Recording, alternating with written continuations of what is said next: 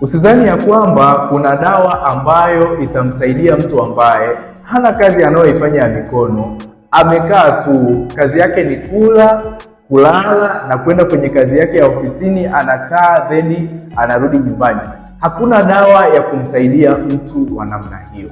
Sasa kama unataka kupona changamoto mbalimbali za kiafya, hususan ni changamoto zinazohusiana na mfumo wa mmeng'enyo wa chakula, hakikisha kwamba unafuata ushauri huu. Make sure kwamba unakuwa na dakika kuanzia 10, 15 hadi 30 na kuendelea. Unaweza ukachukua lisali moja, mawili, matatu kutembea umbali fulani, aidha kwa mwendo wa mchaka au kwa kutembea tu hatua za kawaida. Hii itakusaidia sana kuboresha mfumo wa mmeng'enyo wa chakula, kuboresha mfumo wa damu, lakini pia kwa watu wanaopitia hali ya asidi, watu wanaopitia hali ya choo kigumu, watu wanaopitia hali ya bawasiri, utapona kabisa.